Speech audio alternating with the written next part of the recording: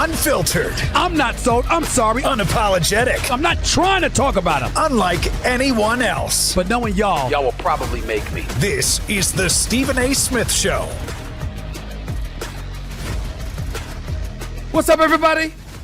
Welcome to the latest edition of the Stephen A. Smith Show, coming at you as I love to do every weekday over the airwaves of SiriusXM Mad Dog Sports Radio, Channel 82. Number to call up, as always, is 888 Mad Dog 6. That's 888 Mad Dog 6. That's 888-623-3646. And, of course, if you want to leave your voicemail messages to get at me because you don't feel like staying online too long, you can always go to SiriusXM.com/GetSerious. That's SiriusXM.com/GetSerious. There are an abundance of stories to get into in the world of the National Football League and college football.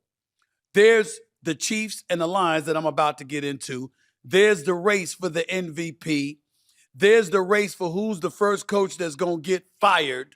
You know, is it going to be Mike McDaniels in Miami, or is it going to be Aaron Glenn in New York with the Jets? There's a whole bunch of stuff to get to. And, of course, this college football, Penn State making a change, along with a litany of other programs that have already made a change, along with Alabama making a liar out of me with Kalen DeBoer doing his thing.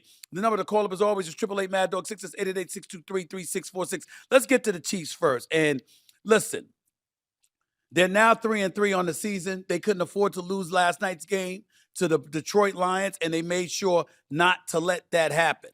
Over the last 3 games, let's be fair where fairness is due.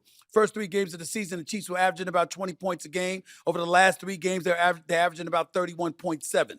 315.7 yards a game over the first 3 games of the season.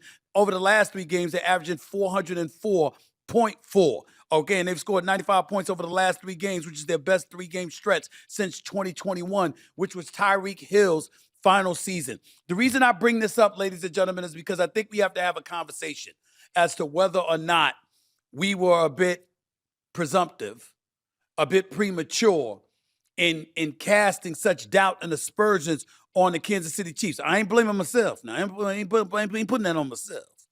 What I said was, wait till these cats get back. Wait till Xavier Worthy gets back. Wait till Rashee Rice, who's now due to come back next week after serving a 6-game suspension due to something that happened with him involving motor vehicle and, and the courts and all of that stuff. I brought all of that up. But I also brought up the fact that if you take into account Rashee Rice, Xavier Worthy, Hollywood Brown, Travis Kelce, ever since they've been with the Kansas City Chiefs, they haven't played one single game together on the same football field. Not one. And yet here they are at 3-3, only a game back from first place in the AFC West after 6 weeks in which we know they haven't had all their requisite weapons and they've looked like such a shell of themselves. And we pointed the finger at Patrick Mahomes to some degree, wondering, as great as he is, was he still that dude? Xavier Worthy said it best. Rashee Rice scheduled to return from a 6-game suspension for Sunday's game against the Raiders, which damn well might as be a bye week considering how awful the Las Vegas Raiders have been. What did Xavier Worthy say? Oh, man, everybody's been waiting for it. Beaming in front of the camera as it pertains to Rashee Rice's return in Week 7. It's what the hype is all about. And we're looking at the Chiefs right now against the Detroit Lions squad. I'm wondering about Detroit because, listen, you lose the way that you lost yesterday, okay? I'm looking at them and I'm saying this is supposed to be the team to beat in the NFC. Evidently not. So we see the Eagles struggling. We see the Detroit Lions now having lost a game to the Kansas City Chiefs. And now we look at Tampa and Baker Mayfield, and it's like, oh, damn. Oh, damn. Baker Mayfield looking the way that he looked without Mike Evans, without Chris Godwin, ultimately without Igbuka, the rookie, a Rookie of the Year candidate at the wideout spot. And Tampa's still rolling. Let me tell you something. Things are getting very, very interesting. Things are getting very, very interesting. But before I get into all of that, I want to go back to the Chiefs last night because something happened involving safety Brian Branch, actually defensive back for the Detroit Lions. And after the game, it was damn near a melee because he slapped the helmeted head of Kansas City Chiefs wide receiver Juju Smith-Schuster. Okay. Moments earlier, he had ignored Patrick Mahomes' handshake as both teams had filed onto the field.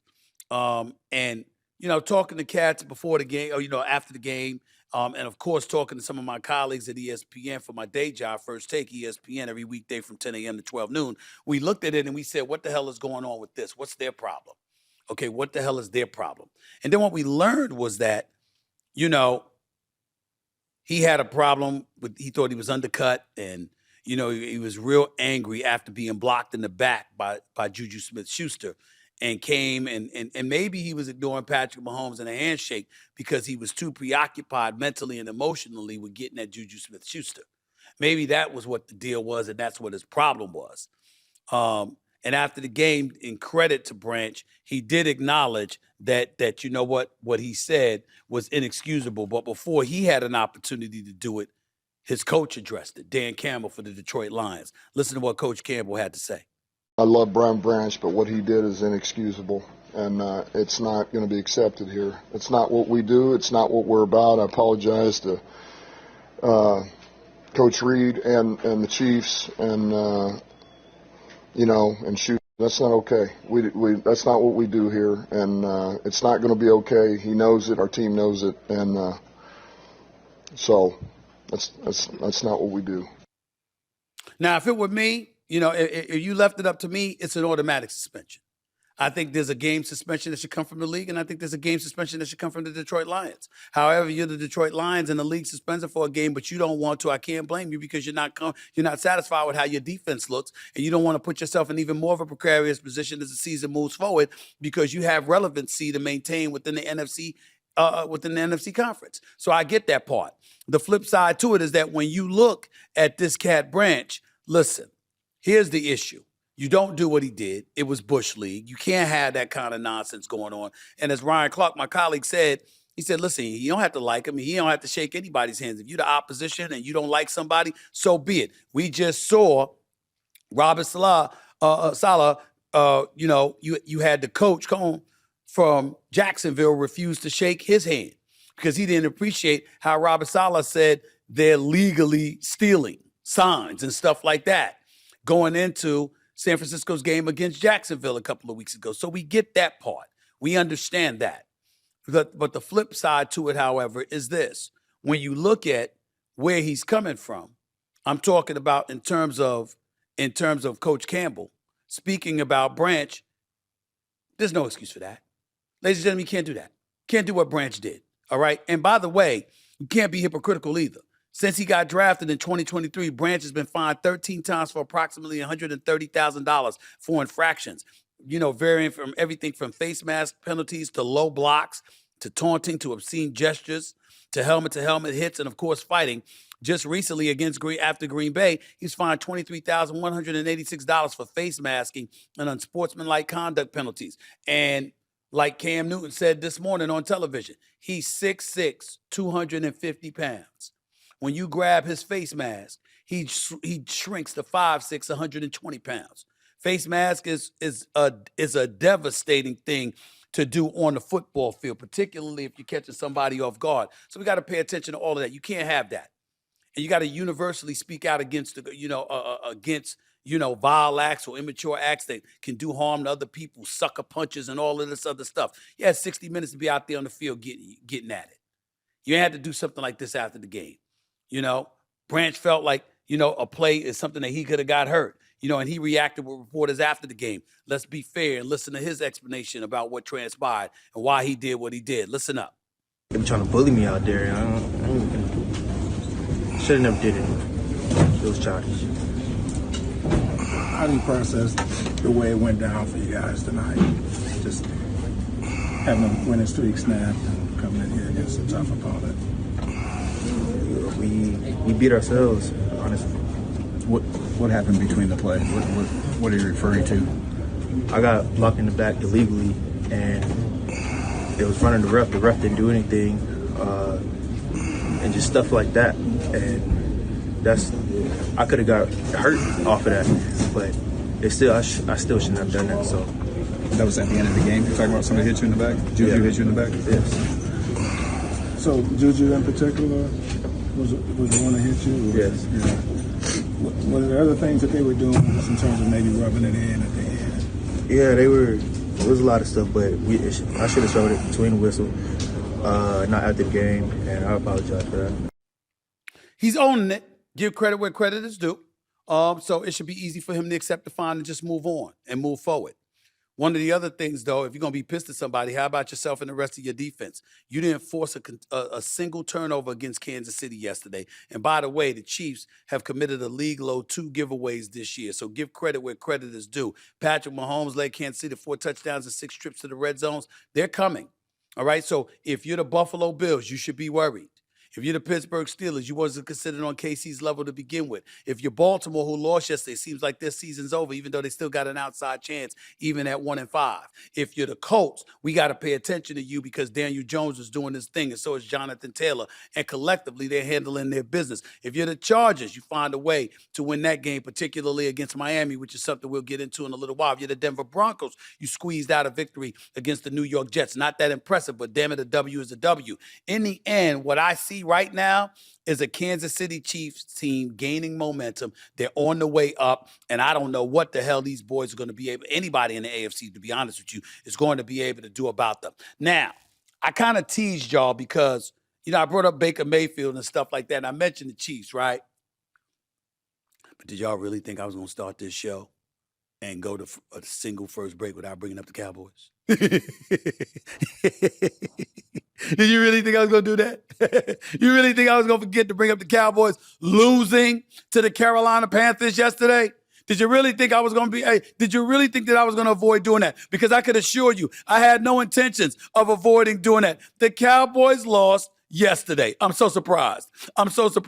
And listen, 30-27, I got to give credit where credit is due. I can sit up there and make fun of it and the Cowboys finding a way to lose this game. But I got to admit this, Dak Prescott, without CeeDee Lamb, completing 74% of his passes, 261 yards, 3 touchdowns, no sacks, a 90.2 QBR, playing like an MVP candidate. As of right now, Dak Prescott is second in the league in passing yards behind Matthew Stafford, second with 13 touchdown passes behind only Jared Goff, fourth with 71.6% completion percentage, second in QBR behind only Daniel Jones of Indy, and in terms of fourth quarter comebacks, he's got 2.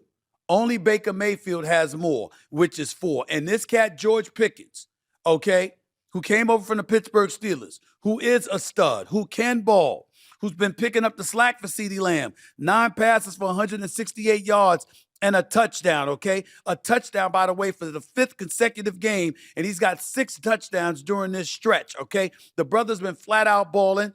You're going to have to pay that man, Jerry, and here's what's going to be interesting with Jerry Jones, who's the birthday boy, by the way, my Libra buddy. Jerry Jones, owner for the Dallas Cowboys. Today is his birthday. Turned 83 years of age today. That same Jerry Jones is going to have to negotiate a deal with George Pickens, who, by the way, is represented by David Mulugeta, who represented Micah Parsons, or who represents Micah Parsons. So that's going to be interesting to watch as the season unfolds. But far be it for me to spend this time ignoring the props that I have to give to the Carolina Panthers, because they are now winners of 3 of their last 4 games. Falcons, Dolphins, Cowboys. They're 3-0 at home, 0-3 on the road, but they're a 500 football team playing respectable, And I got to give love where love is due. But before I go any further, let me say this. Listen, this might be breaking news. It might be breaking news, so it's important that I say this. I'm not flawless. I know that shocks y'all. I know it's a big, big shock to all of you out there. But I'm not perfect. There are some times that I make a prediction, and dare I say I am wrong. And I predicted that the Dallas Cowboys would find a way to win this game. I predicted that these are the Carolina Panthers that we're talking about here. And there was no big deal to be made out of the fact that they came back from a 17-0 deficit and beat the Miami Dolphins a week ago. Or that they blew out the Falcons 30-0 a week before that. I get it. I understand it. I said all of these things. But the reason I got to take a moment to stand down and give the Carolina Panthers props is because their PR department came out with a video directly against me. They came at me. I have to let y'all hear it. For those of you out there, YouTube, to see it. Check out the Carolina Panthers and the video they put out after beating the Dallas Cowboys. Watch this.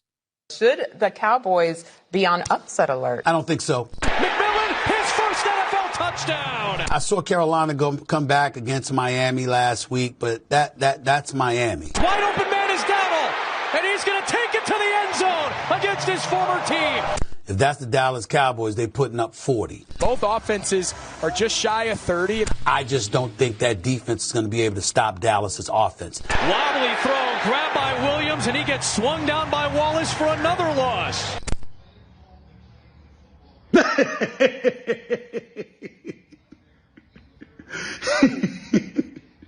Yo, y'all, they got me. I can't even front. They got me.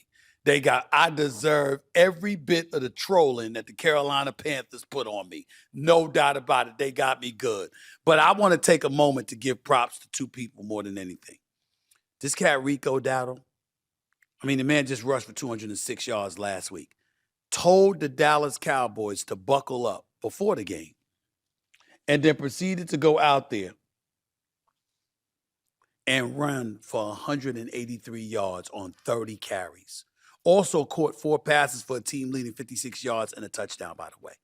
Rico Dowdle was flat out balling. This is a man that Jerry Jones refused to make an offer to re-sign during free agency, leading him to sign with the Panthers for a 1-year, $3 million deal, which could grow to $6.5 million with incentives.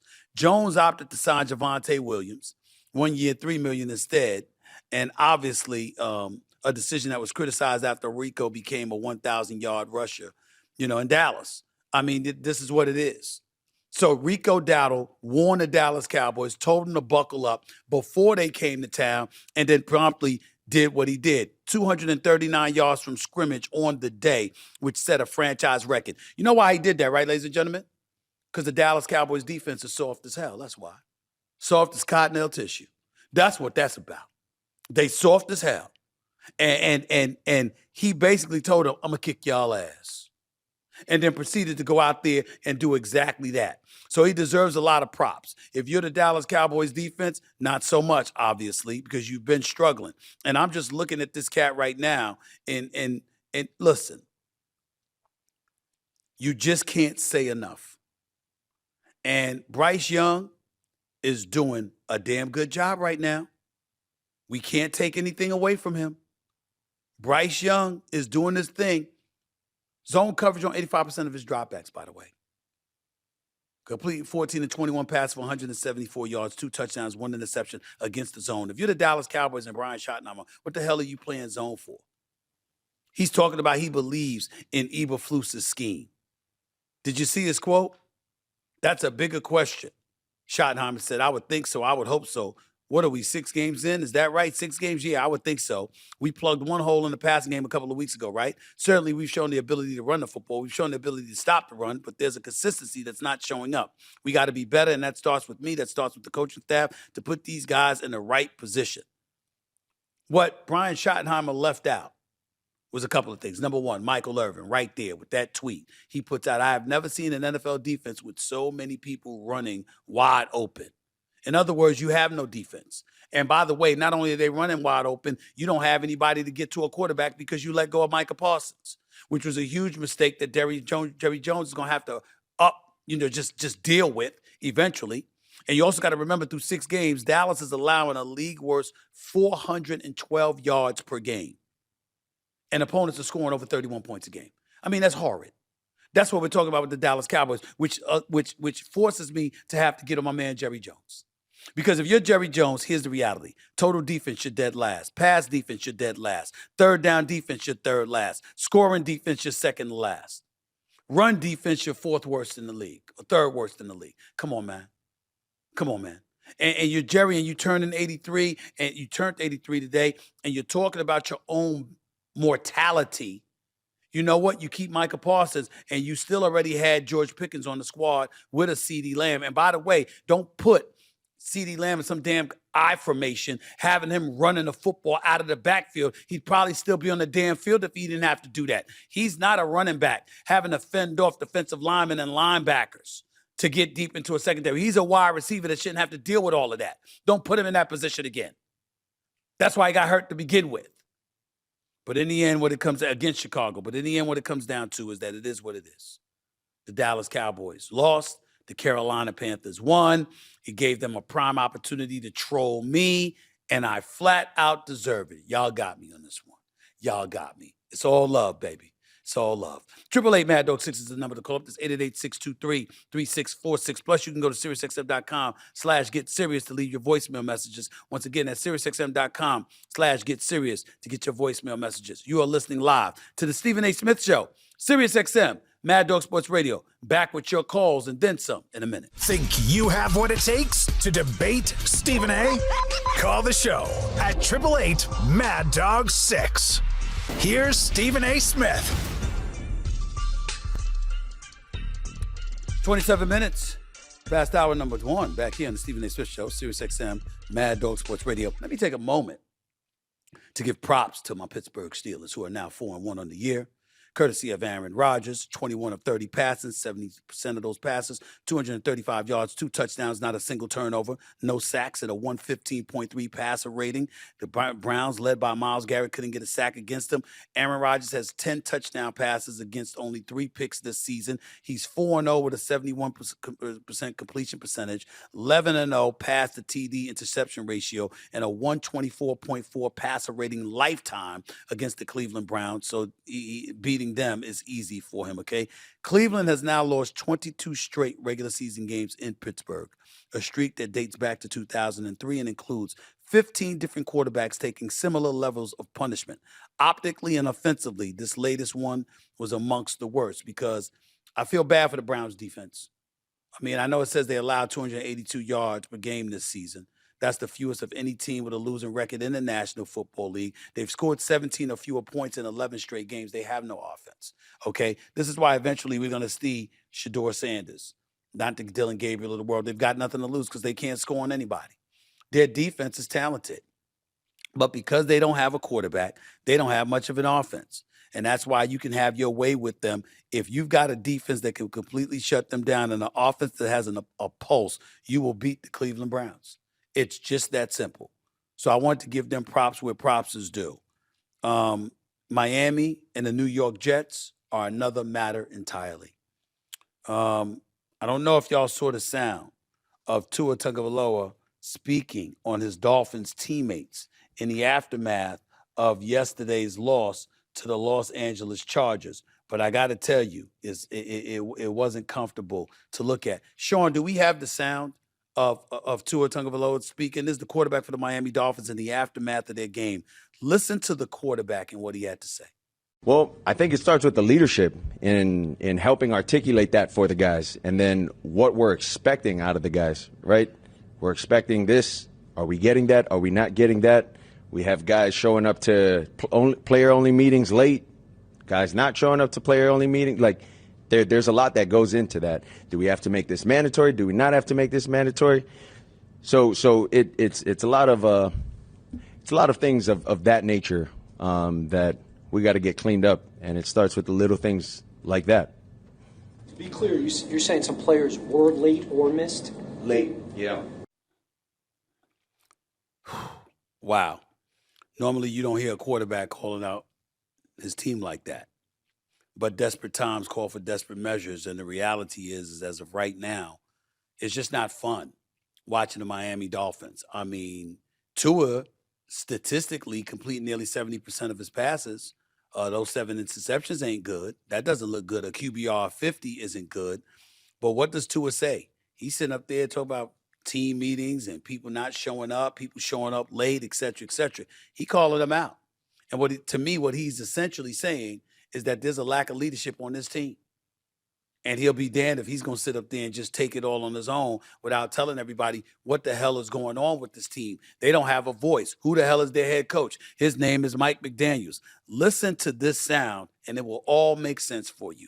Coach Mike McDaniels of the Miami Dolphins, after Tua said what he had to say about guys not showing up on time for meetings or not showing up at all. Listen to the head coach. Player-led meetings are extra things outside of what I demand. We've been very accountable. To me, it sounds like there was something on his mind with regard to the specific meetings with a couple individuals that he was trying to get corrected by being with direct communication. So, I think that's the only way to lead as far as where we've been at as a program. I think we've opened the air on all of that, and it's very clear what our how we hold people accountable, and where my what's non-negotiable with all those things. So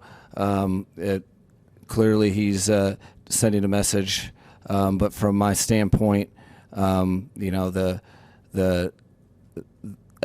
everything that I've asked of the guys, they have delivered on, and so I'm sure whomever he's talking to, they'll deliver as well, as he's a direct communicator with his teammates. Now that's straight BS. That's what that is. That's straight BS right there, ladies and gentlemen. I mean, listen, he don't even sound like a damn head coach. I mean, he doesn't. Damn sure don't look like one. He don't sound like a head coach either. I mean, what is that? What is that?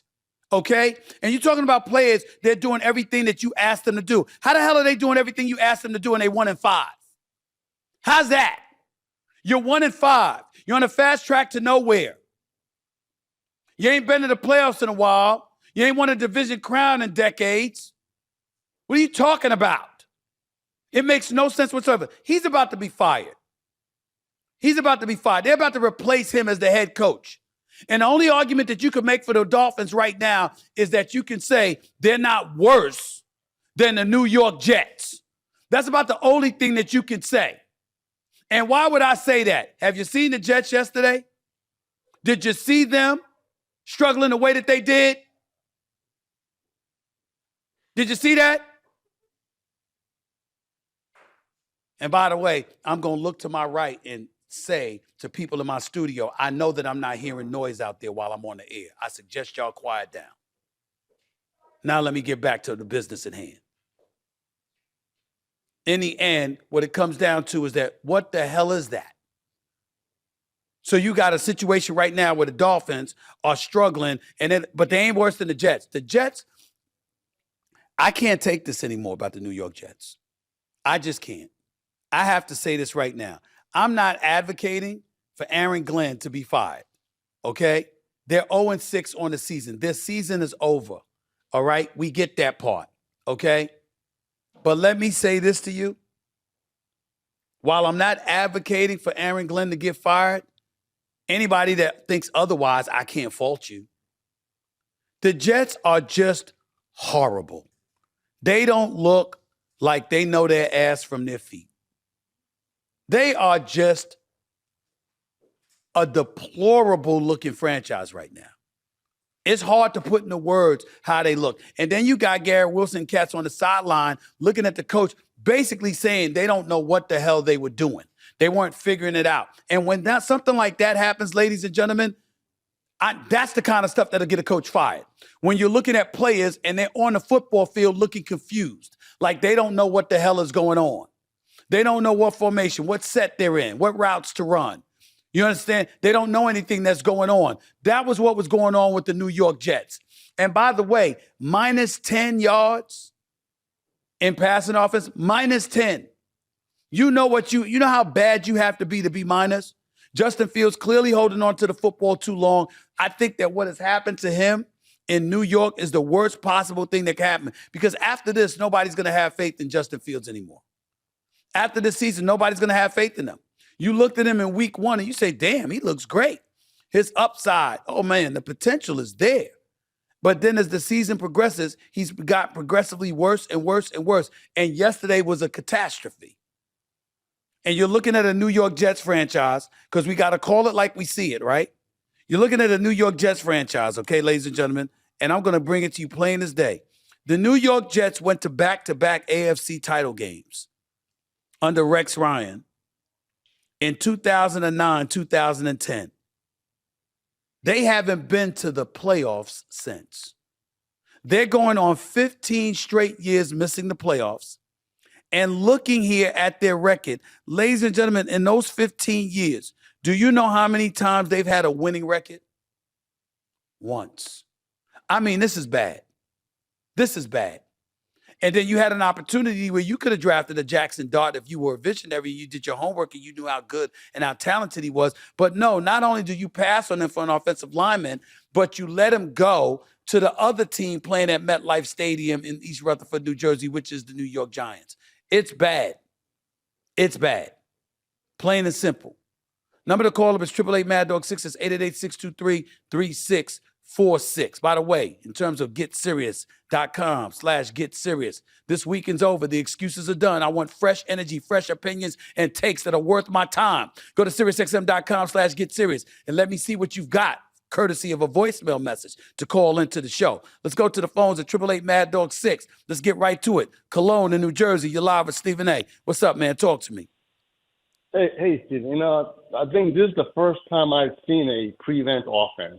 What they did before the end of the half, they don't know what they were doing, and they didn't want to score. They were like playing scared, and even like Kurt Warner and Rich Eisen, they were befuddled. They said, "We don't know what's going on here. We don't know. We're going to try to figure it out," and they never go back to it.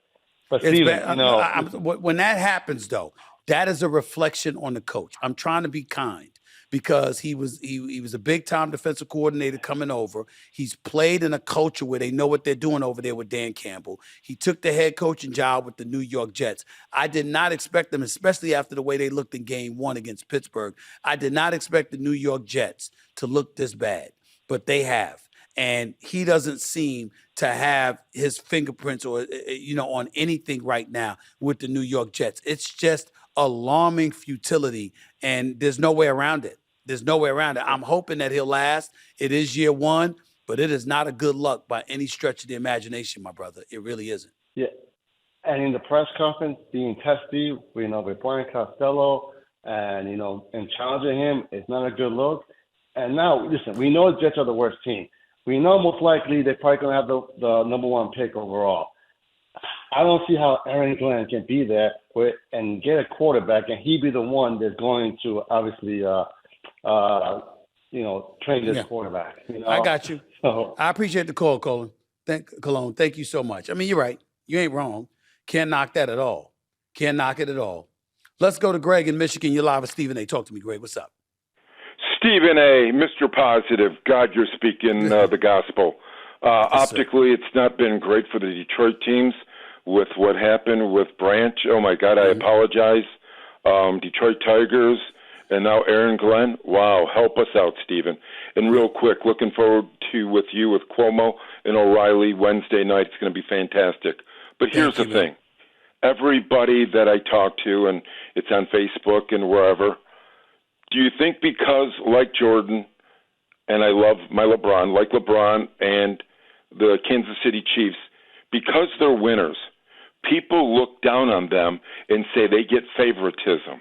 Would you say that no. In some element they do? No. You know why? Because what we're sir. talking about, what Mike McDaniel and Aaron Glenn teaches us, you know what? Winners make their own luck.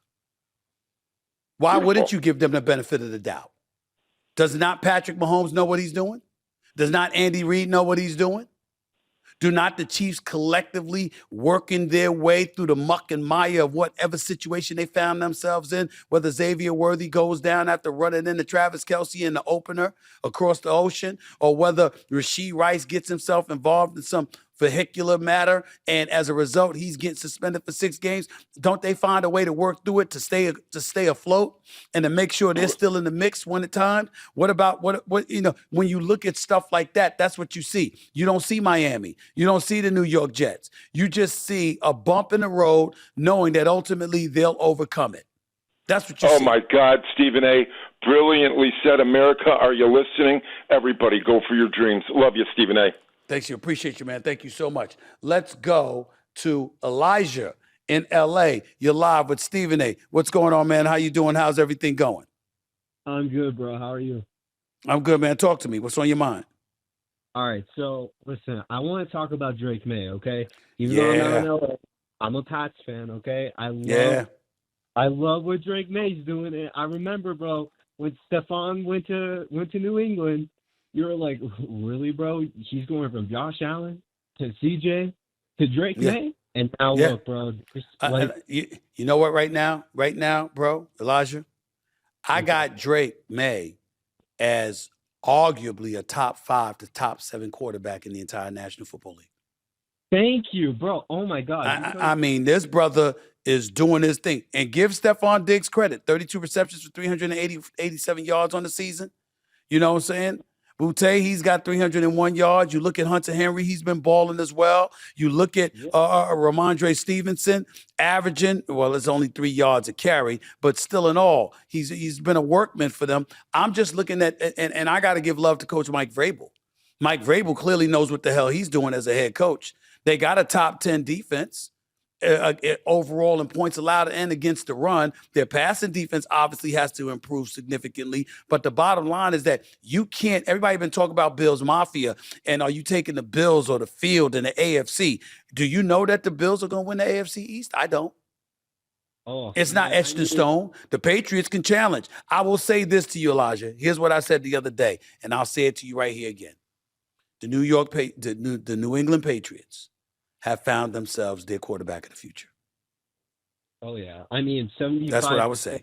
It's 9 touchdowns, 1 interception. This guy, he is balling like crazy. I've been seeing people ranking Jalen Hurts in the top 5. I'm like, man, come on. No. Well, the problem, what they were doing that a couple of weeks ago when he had won 18 straight in games that Jalen Hurts had started or finished, he had won 18 straight games. That's why they did that.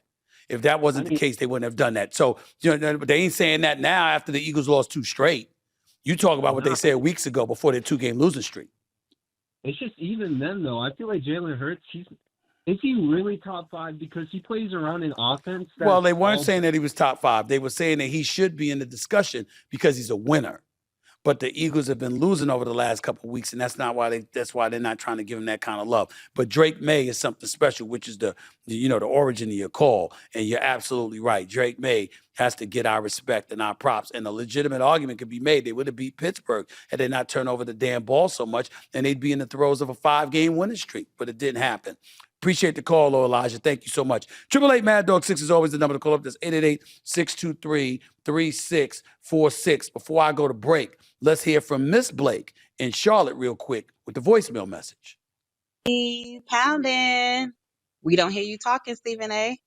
Let's pose that question one more time. Should them boys be on upset alert? I guess they got their answer yesterday. Came to Carolina and got all the smoke. I guess they didn't buckle up. You're right.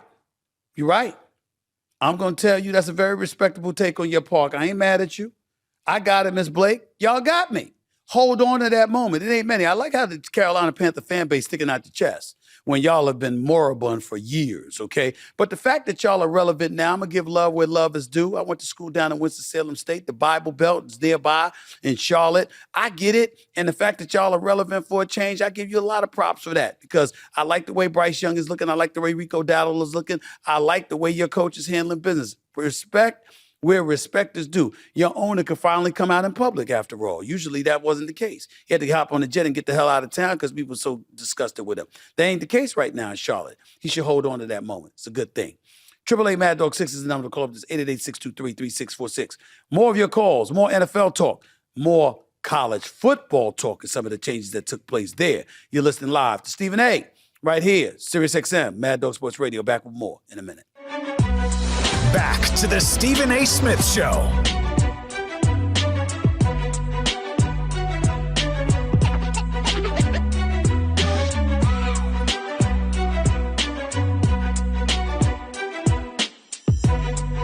Minutes past hour number 1 back here in the Stephen A. Smith Show, Sirius XM Mad Dog Sports Radio.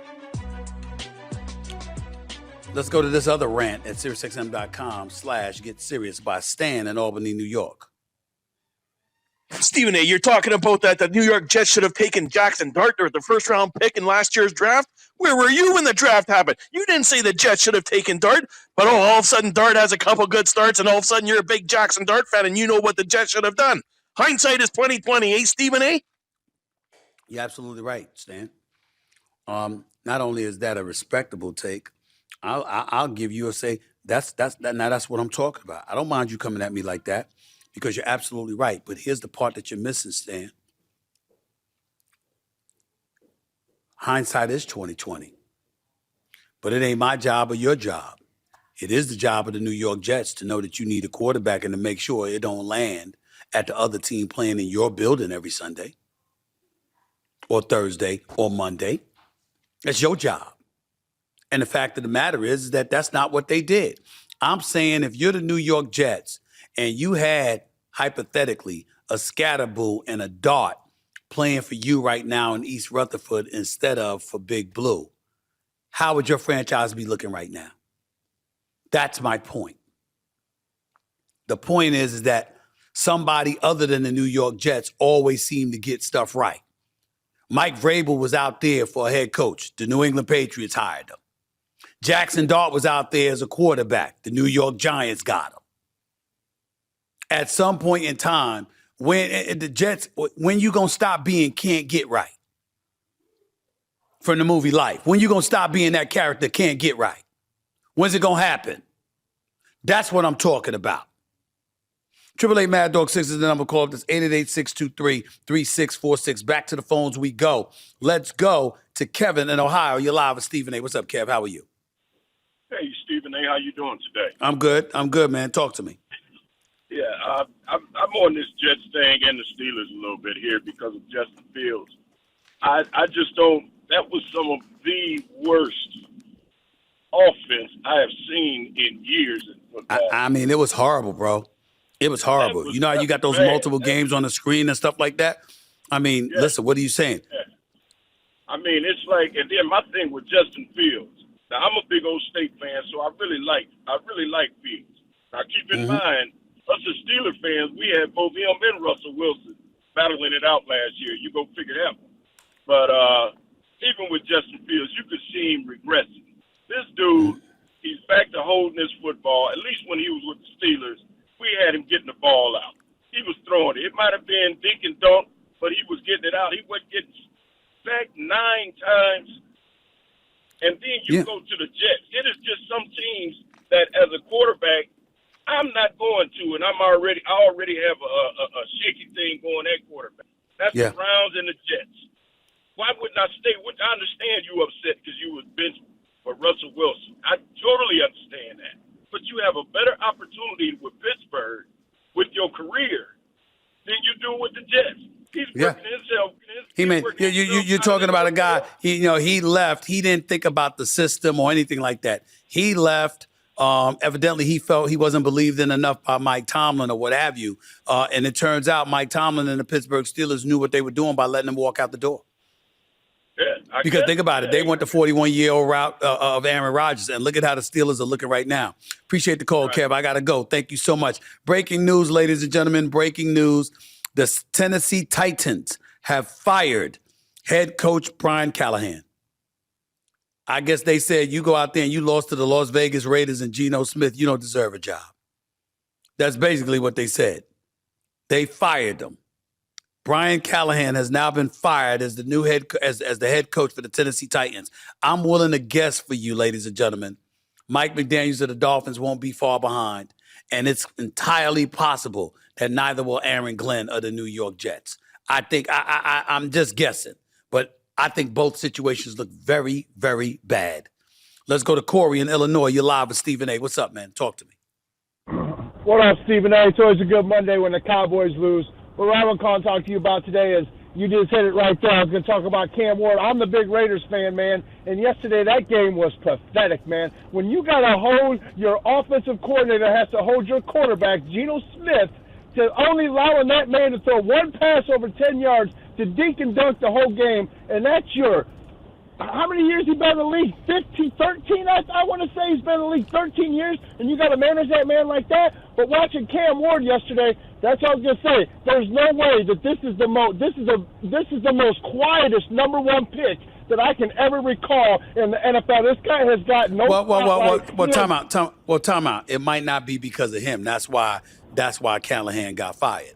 His first year was 3-14. He's 1-5 now. So that's a combined record of 4-19 in this first season and a half in the National Football League. And let me tell you something right now. Every football analyst I spoke to talked about the skill set of Cam Ward and what he brings to the table. So clearly they said it was coaching. Here's the problem. It's the Tennessee Titans we're talking about. Remember, this is the same organization that let go of Mike Vrabel. You let go of Mike Vrabel. Think about that for a second here. And you let go of him and you bring in Brian Callahan. So now what you going to do? All right? You got to find a coach. And you got to make sure that you find a coach that know what the hell they doing. Period. End of discussion. Go ahead. I'll give you the last word. Go ahead. All right, Stephen A. Thank you, man. But yeah, that's what I was going to say too. Is it ain't the coaching with Cam Ward. I don't think it's Cam, but that offense in that game yesterday looked like two high school teams could have beat either one of those teams yesterday. And then again, Geno Smith is Geno Smith, man. We ain't got nothing else to fall back on right now. And the discussion. End of discussion right there. I got to go, Corey. Appreciate the call, man. Let's go to Jack in Tampa, who don't have those kind of problems. Not with the way Baker Mayfield is playing as the leading candidate for league MVP honors right now, the way that he's been balling. Jack, you're on the line with Stephen A. Go ahead. Hey, Stephen A., my pleasure to speak with you. Quick breakdown. I'm from Buffalo. I live in Tampa, but I'm a Patrick Mahomes and Chiefs fan. But my question about the Bucs, do you think a win against the Lions put them in the driver's seat for an NFC championship? I'm not going to say driver's seat, but there's no reason right now to look at the NFC championship game in the NFL and assume that the Tampa Bay Buccaneers ain't going to be one of those teams. There's no reason to do that now. Not with the way Baker Mayfield is playing and doing so without Evans and Godwin and Igbuka. To do what he's doing without these brothers, could you imagine when they come back what it's going to be like for the Tampa Bay Buccaneers right now? And I'm a fan of Todd Bowles. I'm rooting for him. I always liked him as a person. I always rooted for him when he was head coach of the New York Jets. And now here he is in Tampa doing his things. And major props to Bruce Arians, the former coach of Tampa, for having, having the faith in Todd Bowles that he did to make sure that he positioned him to be his successor. We always got to remember to give love to Bruce Arians for that reason. Always. I agree. Thank you. All right. Take care of yourself, bro. Talk to you later. 888 Mad Dog 6 is the number to call up. That's 888-623-3646. That's the number to call into the Stephen A. Smith Show, SiriusXM Mad Dog Sports Radio. And if you want to leave a voicemail message, go to SiriusXM.com/get serious. That's SiriusXM.com/get serious. There's a lot to get into as the show progresses today. More NFL stuff going on throughout the National Football League. I told you about Tampa. I told you about Detroit. Going to mention Philly, obviously. Looking out west in San Francisco, losing Warner for the year with his ankle injury. That's something to get into. Some stuff in the AFC going on and some stuff in college football going on as well that we simply cannot avoid, all right? It's the Stephen A. Smith Show, SiriusXM Mad Dog Sports Radio. Hour number 2 coming up your way. Next. Unfiltered. I'm not sold. I'm sorry. Unapologetic. I'm not trying to talk about him. Unlike anyone else. But knowing y'all will probably make me. This is the Stephen A. Smith Show.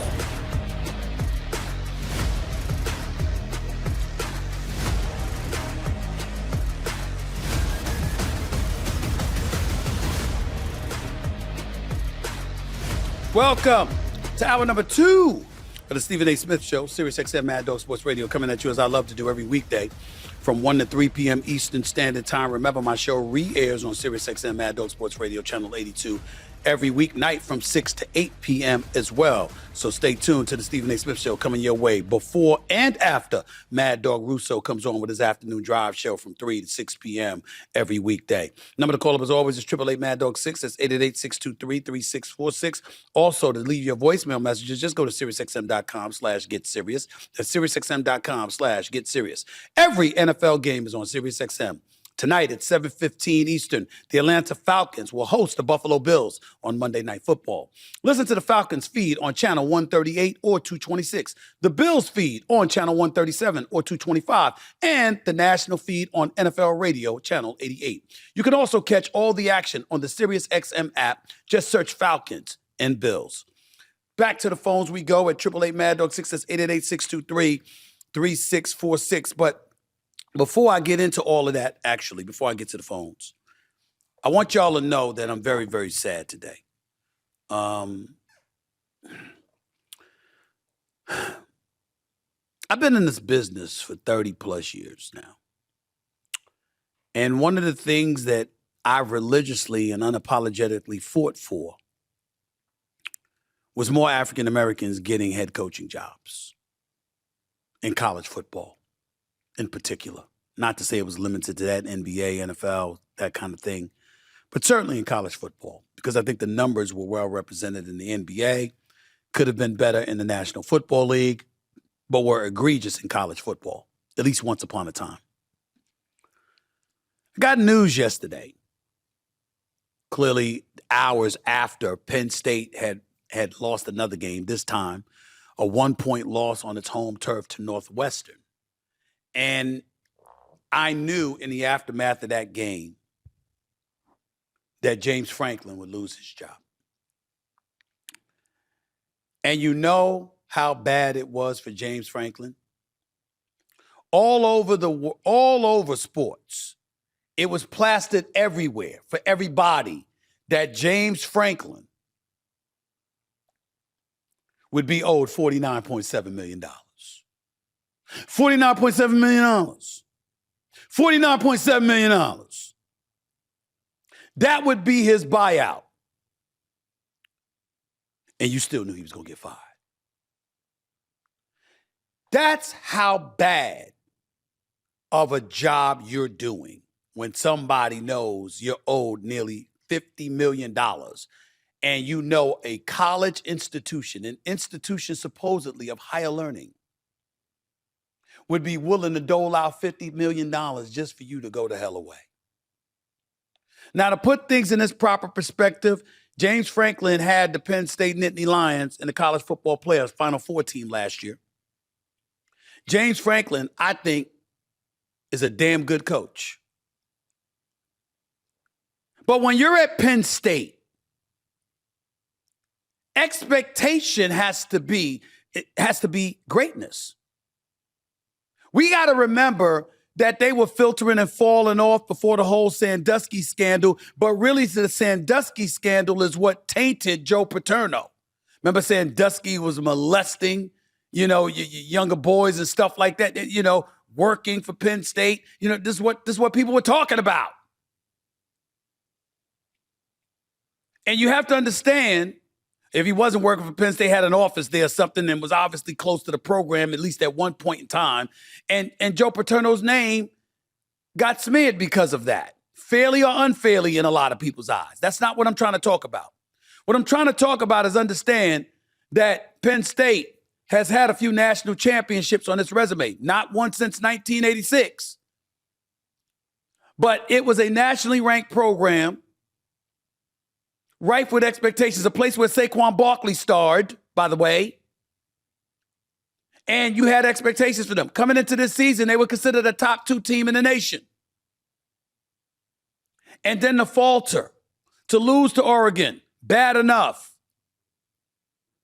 But then to lose again to Northwestern after being favored by 20, to lose to UCLA before that, after being favored by 20. Those 2 losses, Northwestern, UCLA, made Penn State the first team since the FBS and the FCS split in 1978 to lose consecutive games while favored by 20 or more points in each game.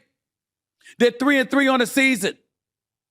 Your 3 victories, the 3 victories that you had was against Nevada, Florida International, and Villanova. Who the hell cares? You're the Nittany Lions. You're Penn State. Their expectations are higher. And unfortunately, he didn't deliver. And it breaks my heart that, you know what? He's got to go. But I'm here to tell you, Penn State made the right decision. It has nothing to do with James Franklin directly. You cannot go to a program like that and fall that flagrantly, be that bad, and expect to keep your job. But I'm going to tell you what's worse. You can't go to the university and say, I need more money. I need to go out and get this coordinator from Ohio State in the Big Ten. And you pay him and make him the highest paid coordinator in all of football and then lose like this. You can't turn around and say, I need money for the transfer portal or for NIL. And they boatload you with all of this cash. And then you lose. I unapologetically root for black success. I'm not apologizing for it to anybody. It doesn't mean I'm against white success or anything like that. But when you are a brother, I'm rooting for you. But then you got to go out and produce because I got to call it like I see it. And when you got Penn State, this is James Franklin that we're talking about here. Think about this. Yes, his tenure at Penn State began in 2014. That's 12 years. Yes, he leads with a 104-45 record, including a Big Ten championship in 2016, one appearance in the college football playoffs. Yes, that is true. You know what else is true? After the recent loss to Oregon, that dropped Franklin's record to 4-21 at Penn State against Associated Press top 10 opponents. 4-21. His record was 1-18 against top 10 Big Ten teams. He was 3-12 against top 10 opponents at Penn State when the Nittany Lions were also ranked in the top 10. His winning percentage against AP top 10 teams is 16%. Tied for the third worst record by a coach at a minimum of 25 games at a single school since the poll era began in 1936. And his record combined against Ohio State and Michigan is 4-17. 1-10 against Ohio State, 3-7 against Michigan as Penn State's head coach. You had to fire him. I wish James Franklin nothing but the best. I hope he lands somewhere else and proves to be a better coach than he was in big games at Penn State. But the record is the record, and fair is fair. And if you Penn State, not that he'd want to leave, you got to look at somebody like Signetti at Indiana. You got to look at a couple of these other cats. I'm just looking at them, and I'm saying to myself, yo, this is what it is. What am I supposed to say? And then, you know what? We're not paying enough attention to the buyouts in college sports because I'm just looking at some of these things. This is halfway through this regular season in college football. And already, Stanford with Troy Taylor, UCLA with Deshaun Foster, Virginia Tech with Brent Pry, Oklahoma State with Mike Gundy, Arkansas with Sam Pittman, Oregon State with Trent Bray, and now Franklin, all gone. By year's end, according to the numbers, the combined cost of these buyouts could easily swell above $200 million. Now let that sink in for a second. Supposed institutions of higher learning negotiating themselves into paying $200 million to people who will no longer be working for them. And one statistic that somebody gave me, one of my researchers gave me, how much is $200 million? How much is $200 million? It's enough for the scholarships of roughly 5,000 women's and Olympic sports athletes. Bye, baby. Daddy loves you. Saying bye to my daughter, Nana. Forgive me. That's what we're talking about here. 5,000 women. Enough to pay for scholarships for 5,000 women's and Olympic sports athletes. And according to USA Today's coaching salary database published just last week, none of the 30 highest paid coaches in the country have a buyout of less than $20 million. $20 million. $20 million. This is what we're talking about. It's bad, man. It's bad. We just got to call it like we see it. And by the way, I don't give a damn what the University of North Carolina says. I wouldn't be shocked if Bellichick is next. It's pretty bad down in Chapel Hill. It's pretty bad. 888 Mad Dog 6 is the number to call up. That's 888-623-3646. Vince in Indiana. Holla at me, bro. What's up? Hey, Stephen. Hey, it's a real pleasure to talk with you. Thank you so much. What's going on? That's a good lead-in with Bill Belichick because that's what I wanted to bring up. I think Bill Belichick will be fired or bought out at North Carolina, and I think he'll be the next Jets head coach. You know, he left him at the old way back when. You think Bill Belichick would be the next Jets head coach? Is that what you just said? I think Bill Belichick. So let me say this to you. So you think that Bill Belichick, after leaving the Jets high and dry and Woody Johnson years ago to take over the New England job, albeit a very long time ago, that Woody Johnson would embrace Bellichick at this stage and point in his career, where the star from his shine has definitely dulled significantly. You think the New York Jets would bring Bill Belichick back to New York? I think there's a good possibility there, and I also think there's a good possibility in Miami. Miami might be different. I don't think it's happening in New York. I don't think so. Don't get me wrong, anything would look like an improvement at this particular point, and I'm rooting for Aaron Glenn to get it together because he just started, and I want to show grace. But Bill Belichick is clearly somebody that wasn't hired in the NFL because you got some of these young bloods running football teams in the National Football League that ain't trying to answer to him because they know he's forgotten more football than they know. So who are they going to be? How the hell are they going to be in any position to tell him anything? And that's what's going on. I think that's what's happening personally, my personal opinion. I think that's what it is, and that's why they didn't hire him. But there's no excuse that Bill Belichick should have had to go back to college to be a head coach. But since he's been back to college, I mean, damn, you're not at Alabama or anything like. You at North Carolina. That's a basketball school. And when they've been around since 1953, and they won 5 conference championships. 5 conference championships in 70 plus years. I don't know what to say, Vince. I really, really don't. I just don't think he belongs in college. I think he belongs in the pros, but I think the star has definitely dimmed from his shine, and I think that's what's going on right now as it pertains to him. Rio in Kansas City, you're live with Stephen A. What's up, Rio? Hey, how you Rio? doing, Stephen A? I'm all right. Come on, man. Get some bass in your voice. Talk you on live national radio. Don't act like you just woke up or something. Come on, bro. Let's go. Well, first of all, I appreciate your time. My question is, I am a Chiefs fan, but my second team is the Miami Dolphins. I just want your quick opinion. What would it take to bring the Dolphins back to championship contention? I think a complete overhaul is necessary. Tyreek Hill is hurt. He's out for the rest of the year, obviously, and who knows how well he's going to be for next year. And he didn't want to be there when he was healthy. Tua Tagovailoa doesn't seem like he wants to be there either, so that's problematic. They should have never let go of Brian Flores because that was clearly hurtful to them because this is an elite defensive coordinator in the National Football League in Minnesota right now. And we all know about the brouhaha involving him. But I just think the Dolphins have hurt themselves. Stephen Ross has hurt himself. And I think they need to make a complete makeover. I don't think that Mike McDaniels is the right man for that job. I don't think that he's a head coach in the National Football League. I think that he could potentially be a brilliant offensive coordinator. But I think that when you're a head coach, you got to be a leader of men. And when you listen to Tua Tagovailoa and then you listen to Mike McDaniels in the aftermath of that, there's no leadership on the Dolphins. That's why Tua said what he said, because he's not going to be able to lead men. When you win, it resolves everything. When you're losing, everything gets highlighted exponentially, and we understand that.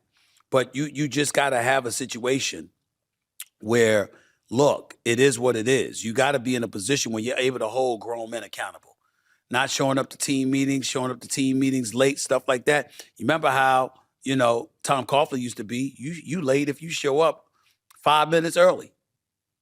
You know what I'm saying? Or rather, being on time to him was 5 minutes early, not showing up right when it's supposed to start. So you got those kind of people, and you got to be able to lead like that. And when you can't, it's problematic. Appreciate the call, though, man. Thank you so much. Swade in Tennessee, you're live with Stephen A. What's up, Swade? Stephen A., I've been looking for you, man. I've been looking for you. I'm here, bro. I got one thing to say. I think Yes. it's answer 9, answer 10, answer 11, answer 12 that it's taken me a whole month to get in touch with you, man. We are long-lost brothers. We're both Steelers fans. We're both Yankees fans. Today is Columbus Day, but I'm going to rename it Stephen All Day Smith Day because you just discovered your favorite caller.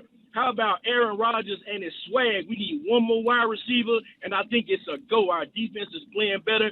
Have a great day. I'm your favorite caller going forward. Today is Stephen All Day Smith Day. Have Have a great day. Well, I appreciate it, man, but I'm not going to call you my favorite caller yet. You haven't earned that. Just because you throwing laudables in my direction don't mean I'm going to embrace it and give you that kind of swag, Swade. I'm not going to do that. I got plenty of callers that show me love, man, and they're going to keep on showing me love all over this country, all over this world, listening to the Stephen A. Smith Show right here on Sirius XM Mad Dog Sports Radio. But I do appreciate the love that you showing me. Thank you so much, and I'm going to give it right back to you by telling you you're welcome to call back anytime, and I am very pleased with how Aaron Rodgers has been playing. I am very pleased on the games that the Steelers have been winning, but in the same breath, you know what? They almost blew the game against Minnesota, and yes, they was playing against a no-offense having Cleveland Browns team that should have Shedeur Sanders up in there, at least to show us what he's got before this season ends, at least to show us what he's got. Let's go to Mike in South Carolina. You're live with Stephen A. What's up, Mike? Talk to me. How are you? I'm good, Stephen A. Before I get to my 2 points, if anything, you my favorite caller, Mike. If anything, you my favorite caller. But go ahead, bro. Take a number. Yeah, take a number, dog. Yeah, get in line. Go ahead, buddy. Go ahead. We love you, Sway. We love you, though. Do you see why I got off after 54 years, it would have been December, that I got off the Dolphin bandwagon? Enough of the clown show. I'm not missing that. It's pretty bad. It's pretty bad. No, it's just going to get worse. It's not going to happen in Miami, the Jets, or the Browns. These are loser organizations, and I don't see it ever changing. I'm serious, but enough of that. I'm not feeling about that. I'm not feeling that way about the Browns. I think the Browns' problem is they need a quarterback. They need a quarterback, but they got a defense, Mike. They got a defense that could play with anybody. They just need a quarterback. Yeah, when's this coach going to be held accountable, though, in Cleveland? They act like he's the next Stefanski's a damn good coach, though. He's a two-time coach of the year. He's a two-time coach of the year, Mike. What has he done? What has he done here lately? He hasn't had a quarterback. He hasn't had a quarterback. Now, I will say this to you. There is something to be said about drafting that many damn quarterbacks. Yes. If you got 2 or more, that means you don't really have any. You got 0. And that's a problem. You got to go out and find somebody. So I give you credit for that, okay? Yeah, but that's their bigger problem. That's their bigger problem, man. I wanted to call you Friday, but I was heading home back up to North Carolina. Sure. Because I could not believe what I was hearing out of Oklahoma, that they were going to start Mateer. You cannot tell me after just 2 weeks after surgery that hand was healthy, and he looked terrible. I'm very disappointed in Coach Venables. Well, I'm glad you reminded me about that. I think that's more of an indictment against this precipitous drop-off that exists between Mateer and his backup. But I got to give Texas credit where it's due. First of all, Arch Manning did not play bad. Let's give him love for that. But their defense was fantastic. They came ready to play, and they were more physical than Oklahoma. I watched most of that game. I was disappointed in Mateer, no doubt about that. But he said no excuses. His hand wasn't hurt. You know, he was just out there. He just didn't play a good game. I got to give him credit where credit is due, because you have to admit this, Mike. We haven't seen Mateer play that bad. No, he just had hand surgery 2 weeks before. I agree. He was supposed to be out a month. And as a coach, sometimes you got to protect the player from himself. Look, let him heal up. Put Hawkins out there. You got a lot of football left. If you take a mulligan on that one, you can't tell me Hawkins would have played no worse than Mateer with 3 picks. Yeah. Come on. But that truly is hindsight. See, that's the problem with that truly is hindsight, because the reality is that you don't know that. If you got Hawkins, he's completed the 2 games that he played this year, right? He didn't start. He completed 55% of his passes. 55% of his passes. So I got to get 3 touchdowns, no interceptions. I get that part. But maybe, just maybe, they said, yo, putting this brother up against Texas is a bit too much to ask.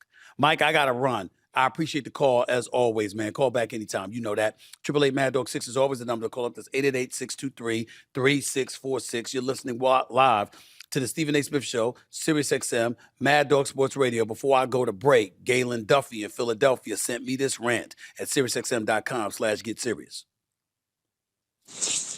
I just want to say that Dallas Cowboy fans just suck. Always crying, complaining, murmuring. Oh, the referees are cheating us. You suck. I just want to say that the Cowboy fans just suck. Your ownership sucks. Everything about you suck. That's a serious take on his part. I'm not going to put it in my take of the day, because he used the word suck too many times. You got to be a bit more innovative than that. But I understand his frustration about the Cowboy fans, because you know what they're saying. You know we're going to Super Bowl, right? You know we're going to Super Bowl, right? Ain't happening. Ain't happening. But Dak is balling. And wait until CeeDee Lamb came back, considering the way George Pickens has been playing. It's a lot to look at with the Dallas Cowboys to respect offensively. Defensively, they're horrid. Eberflus was the head coach in Chicago last year. He lost that job midway through the season after the blunders in Washington and other places, and then he turned around thereafter. He comes to Dallas as the defensive coordinator, and look how his defense looks. But that's more about Jerry Jones sending away Micah Parsons than one would argue it's about anything else. So all of those things are things to take into consideration. You're listening live to the Stephen A. Smith Show, Sirius XM, Mad Dog Sports Radio. 888 Mad Dog 6 is the number to call up. That's 888-623-3646. More of your calls in a minute. Don't go away. Stephen A. in the house. I'm here. Back to the Stephen A. Smith Show on Mad Dog Sports Radio. Here's Stephen A. Smith.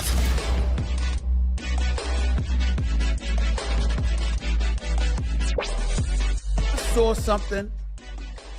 Ladies and gentlemen, I usually don't have these kind of conversations, and I'm not going to now. But I saw something online about me when I was on vacation.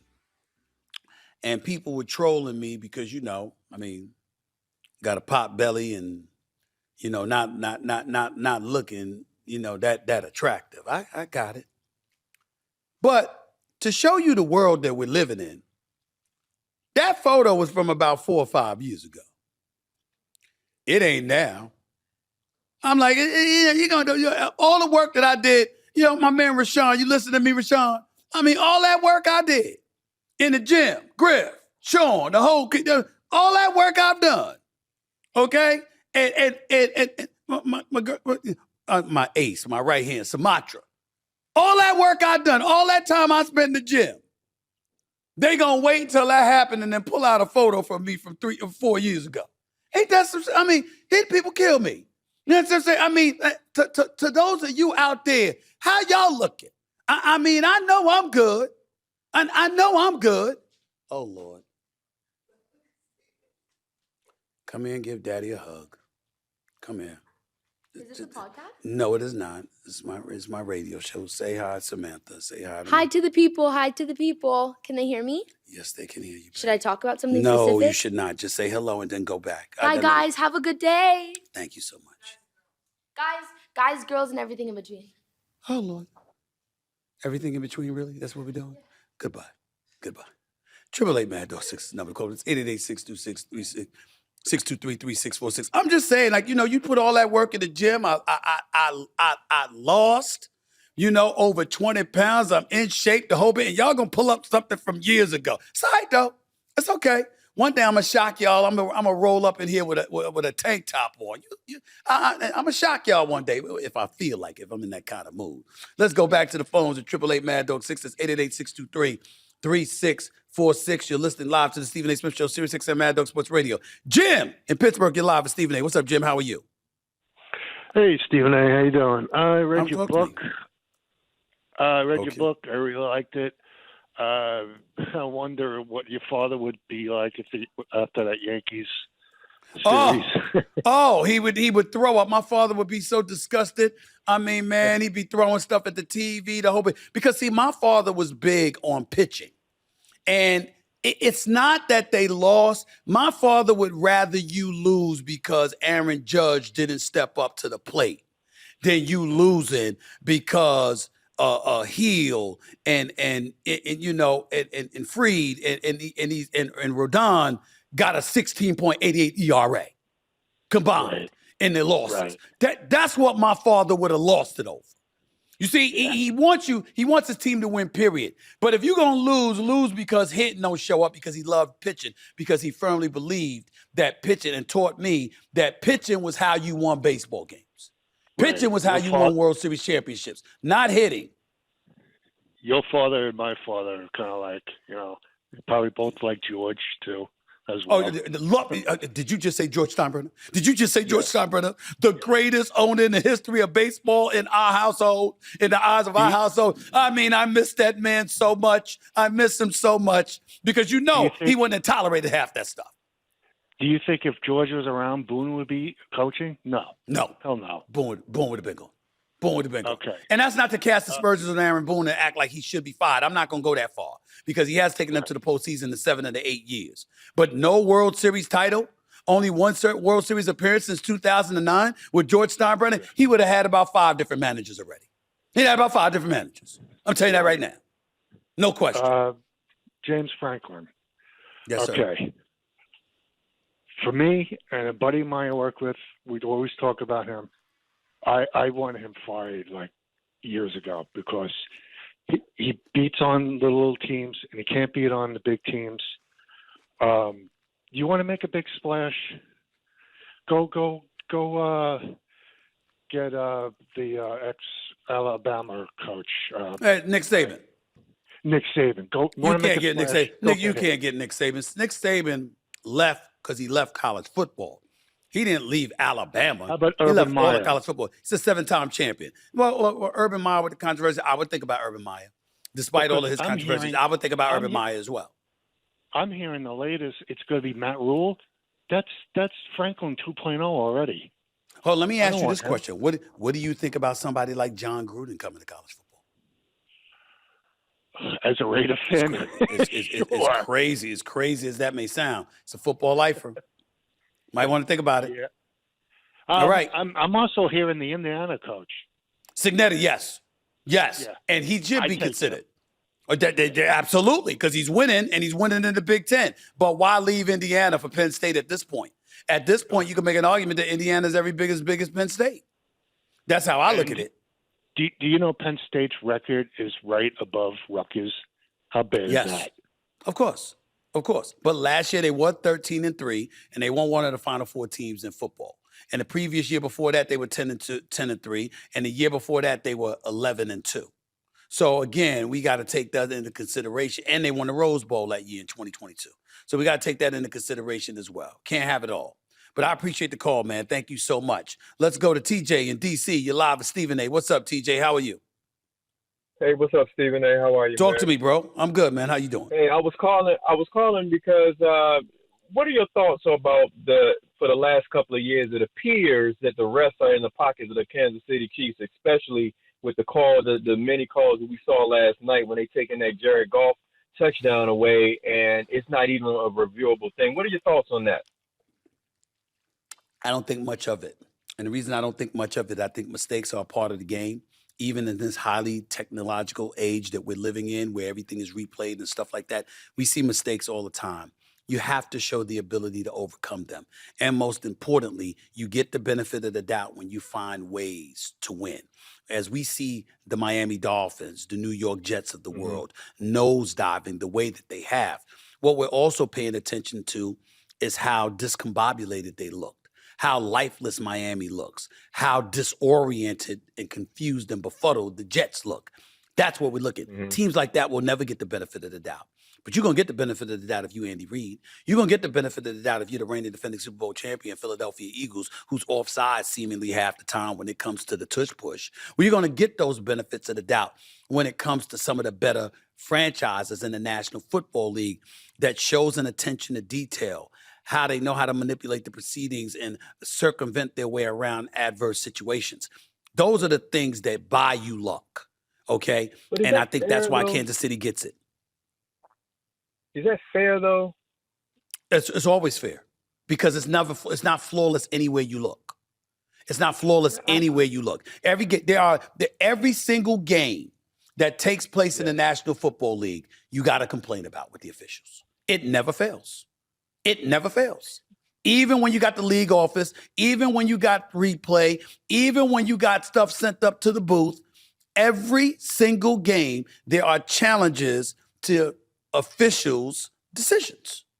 So I'm not going to highlight Kansas City as if to imply that Patrick Mahomes has been in 5 of the last 6 Super Bowls and he's won 3 of them because he's getting favorable treatment by the officials. That brother's all world. He's spectacular. He's a winner. And we got to give love and respect where it's due. He finds a way. Yeah, he finds a way I think, with the help of the refs for the last several years. All right. So who's your favorite team? Washington Commanders, baby. All right, so Washington wins a game on a Hail Mary last year. There were several calls during that game against Chicago with Eberflus coaching them where it didn't go Chicago's way. And, nobody was saying anything because guess what? It was Chicago and the Commanders. But it happens. And by the way, let's see. You go ahead and do that. Let's go and see what Jaden Daniels and those boys do tonight in the nation's capital or by the nation's capital against the Chicago Bears. I think that's going to be a good one. Appreciate the call, TJ, though. Thank you so much. Daryl in Miami, you're live with Stephen A. Talk to me, D. How are you? Hey, everything is good, Stephen A. Hey, look, I'm going back at Matt Eberflus again. We talked several weeks ago. Mm-hmm. Right. We talked several weeks ago about his departure, and I know you had your theory on him that he's a good coach. Who'd you say? Who said Eberflus was a good coach? That me? When you heard me say that? I do recall. Well, let's back up a step. You said that Eberflus is not a bad coach. He's not a bad defensive coordinator. I said he wasn't a bad defensive coordinator. I said he wasn't a bad defensive coordinator at the time in the past. Yes, go ahead. Yep. So now, do you think we're at that point where we can draw a line in the sand and say, you know what, it's time to move on? You could say that. My problem is it really him, or is it the fact that Jerry Jones has left them bereft of weapons on the defensive side of the ball because he's going all in on the offense with Dak Prescott? Okay. Could be that. I mean, you got to give them the personnel. If you're looking at things, now I will say this for Eberflus, this is not a good day for him. Because when Michael Irvin tweets out after the game, I have never seen a defense with so many people so wide open. I've never seen an NFL defense with so many people running wide open. That's what Michael Irvin tweeted. That's not good. That's not good for Eberflus. That's not good at all, because if there's one thing Michael Irvin's going to do is get Jerry Jones' attention. That is not a good look. No doubt about it. Appreciate the call, my man. Thank you so much. Let's go to George in Connecticut. You're live with Stephen A. What's up, George? I knew I'd hear from you today. What's up? Hey, Stephen A., how are you? I'm good. Thank you for calling. Since 1975, I've been a Patriots fan. When you were naming all the AFC teams that have to watch out for Mahomes, you didn't mention the Patriots.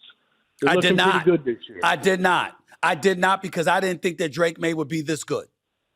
Okay. This good, this early. But credit to Mike Vrabel. He looks like a different player than he did last year.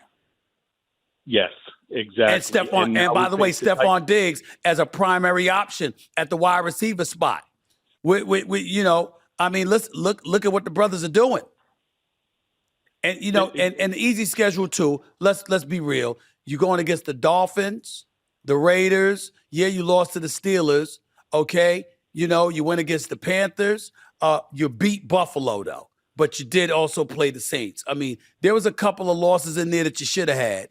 But give credit where credit is due. I got nothing but respect for what I'm seeing the New England Patriots do right now. And most importantly, the biggest compliment that I could give you is that it is clear y'all have found y'all quarterback. It is undeniable. Absolutely. And now we go to the Titans this week. That's going to be great. There you go. All right. 888 Mad Dog 6 is always the number to call up. That's 888-623-3646. You're listening live to the Stephen A. Smith Show, Sirius XM, Mad Dog Sports Radio. Back with your calls and your voicemail messages to close out the show in a minute. Don't go away. Back to the Stephen A. Smith Show on Mad Dog Sports Radio.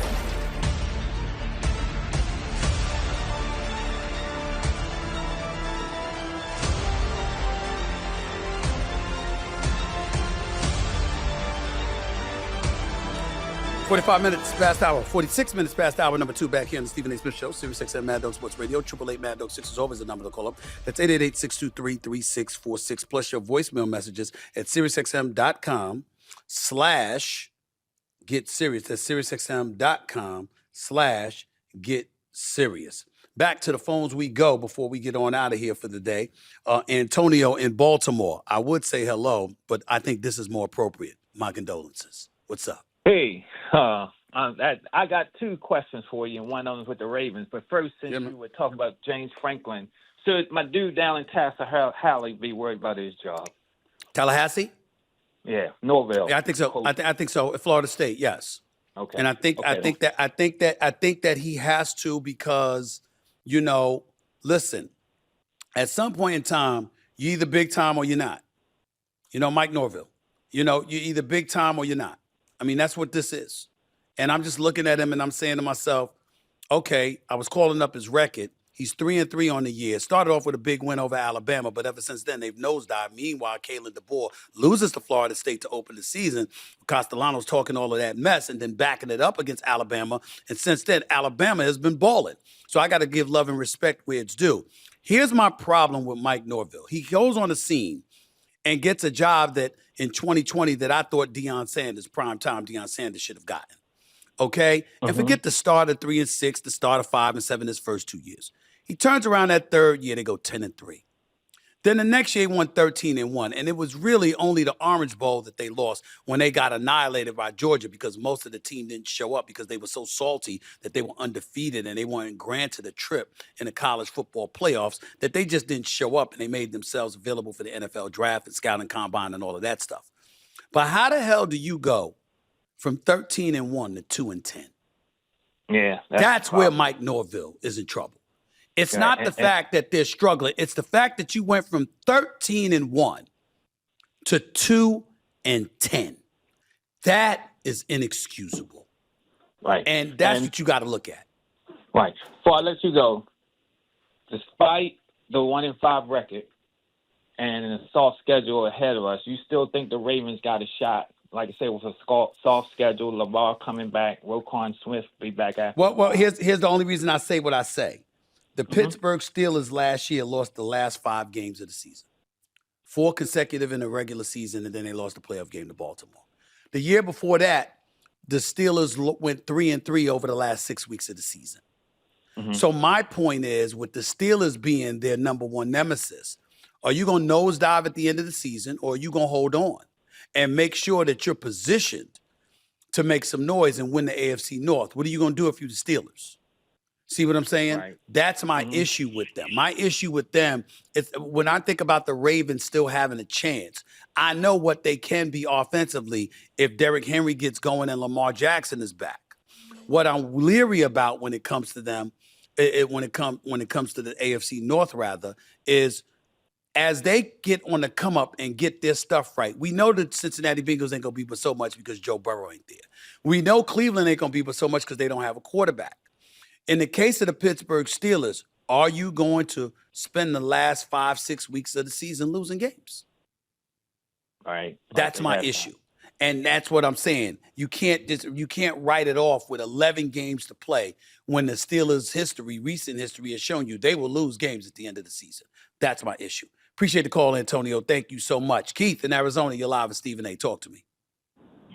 Hey, Stephen A. Listen, thanks for taking my call. Listen, you teased us a few weeks ago prior to the Parsons call about your sit-down with Jerry Jones, and he said he had a handshake deal, and you thought that communication was improper. But I didn't see any follow-up critique of that communication from the Players Association or the NFL directly. Neither have the rest of us. We haven't heard anything. So wouldn't you think that communication with the athlete was in fact prohibited by the collective bargaining agreement? I would think so. One would imagine, but we haven't heard anything. And until we hear something, there's nothing we can say or do about it. All right. Well, I just didn't know if I thought the criticism you levied at him was warranted, and it's unheard of for an owner to I told him to his face, and I love Jerry Jones. And in the interest of full disclosure, I had to go to Dallas to receive a Lifetime Achievement Award from Nancy Lieberman and her foundation for a fantastic event that I'm incredibly grateful for.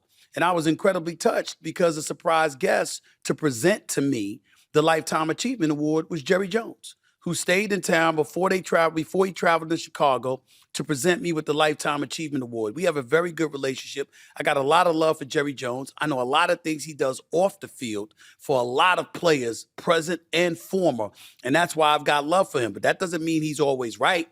You understand? That doesn't mean there's plenty of times I haven't looked at him and said that he's wrong. That doesn't mean I haven't told him to his face that he's wrong. And you saw when I sat down and did the interview with him, he said, I don't give a damn what you think. You understand? Because half the time he doesn't. Totally true.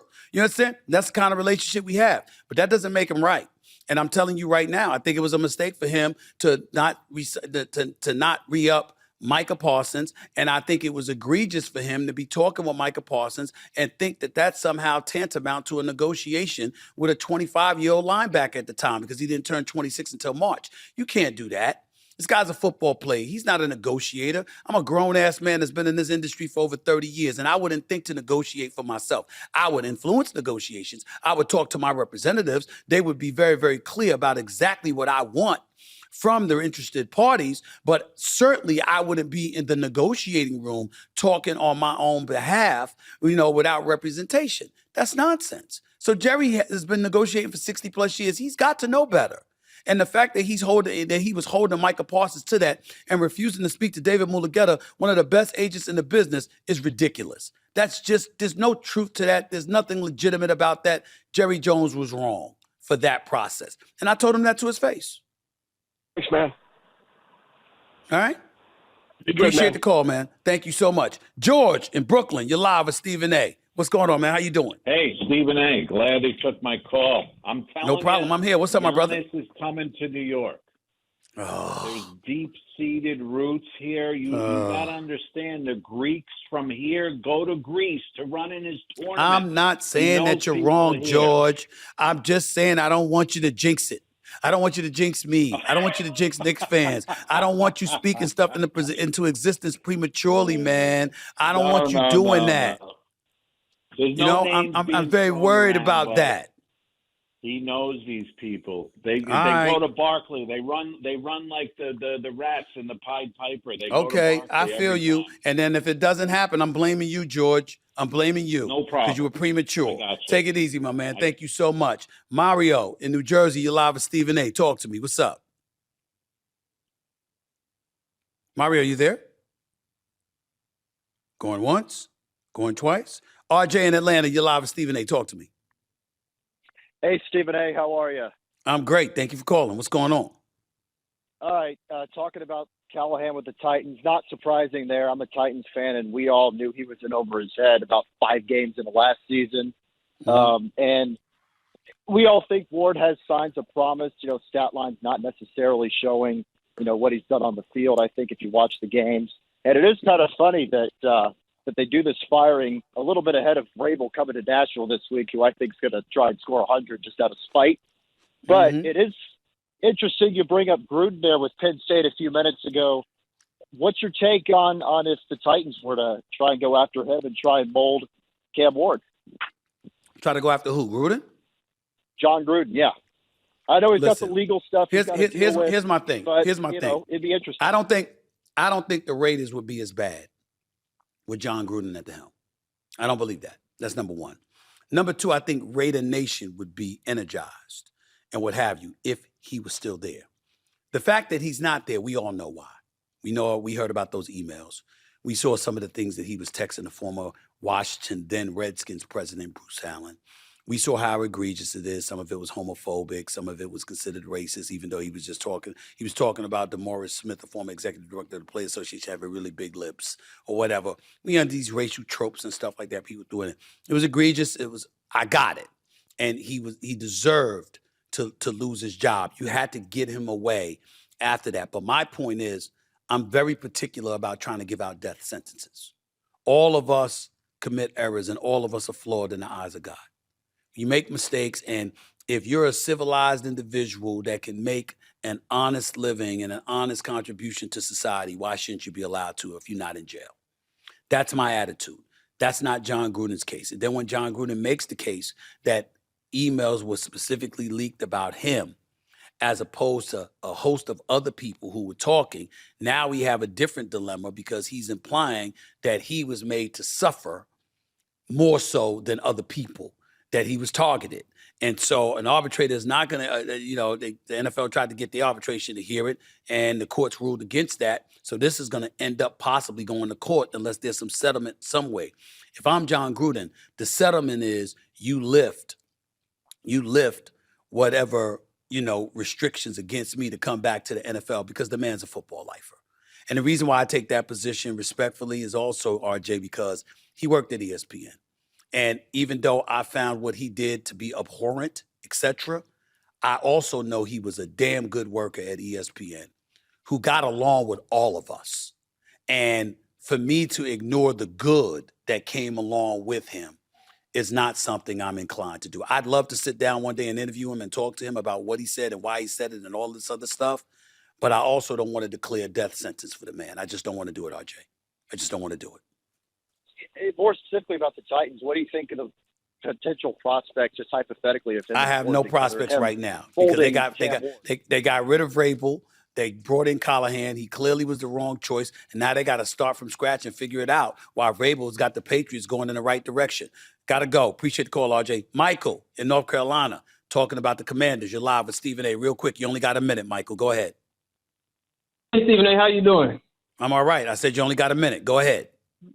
I just wanted to ask you, how do you feel about my Commanders for tonight and winning the NFC East division and potentially the Super Bowl? Because we were close. You ain't winning the season, division. So I don't think you're winning the division. I think you got a shot with Jaden Daniels at his best, with McLaurin at his best. I think you can make some noise if those two things happen. I think Quinn knows what he's doing. I think Kingsbury knows what he's doing as an offensive coordinator. But I still don't think you're upending or usurping the Philadelphia Eagles. And I think everybody needs to stand up and be concerned about the Tampa Bay Buccaneers right now.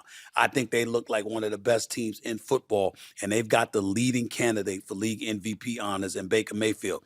And that's without Michael Evans and Chris Godwin being available to him, along with Igbuka, who all are expected to be back as the season wanes. So for me, Tampa Bay is a team on the come up that everybody needs to watch out for. Can Washington surprise people? Sure, but it's going to be more difficult for them to do it this season than it was for them to do it last season, because last season they creeped up on everybody. This season, everybody sees them coming. Yeah, I do feel like we're going to surprise people. Just like last season, people doubted us and didn't think we have what it takes to beat Tampa Bay in Tampa Bay. We can do it again this year. I don't think you're going to surprise people. If you do it, it's because it's going to be superior. And you did it because you're better. It's not going to be because you caught people by surprise, because I don't believe with Jaden Daniels you're surprising anybody any longer. It's just how I feel about it. That's it for this edition of the Stephen A. Smith Show. Hope y'all enjoyed it. I will be back tomorrow, same bat time and channel, 1 p.m. to 3 p.m. Eastern Standard Time. Until then, I'm signing off. I'm out. Mad Dog Russo up next. Peace and love, everybody.